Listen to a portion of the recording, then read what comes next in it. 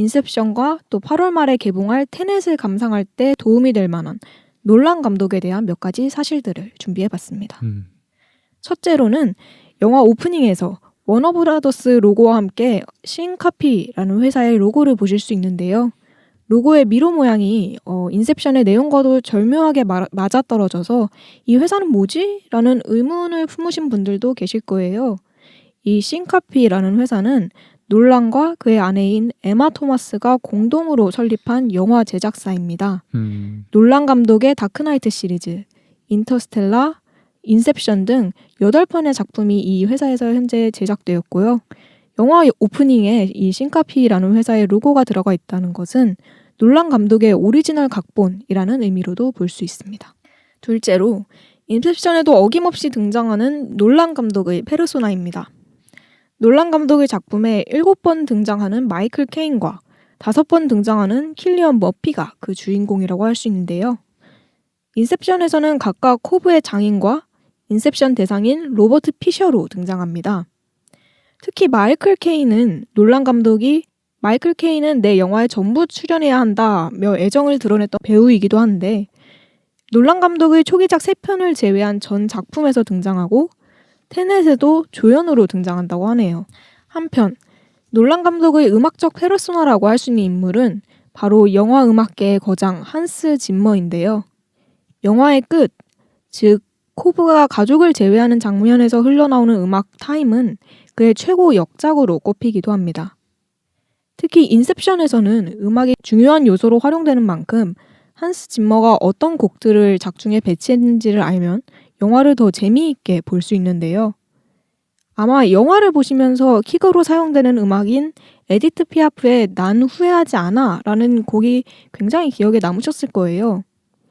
그런데 영화에는 사실 이 나는 후회하지 않아 라는 곡이 3버전이 등장합니다.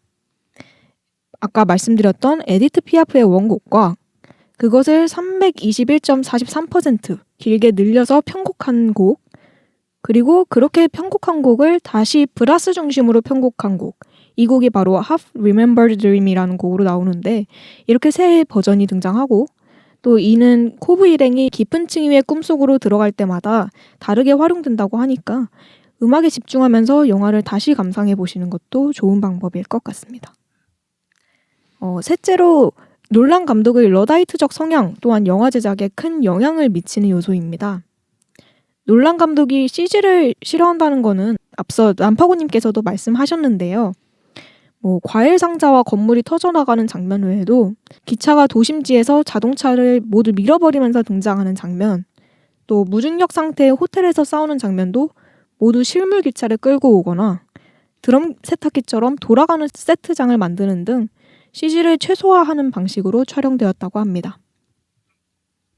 앞에서도 말씀드렸었지만 인터스텔라에서는 CG가 싫어서 3년 동안 옥수수 밭을 직접 가꾸고 또 덩케르크에서는 엑스트라를 CG로 처리하기 싫어서 판넬을 직접 만들어서 세웠다 하기도 하니까 얼마나 CG를 싫어하는지 잘 알 수 있겠죠.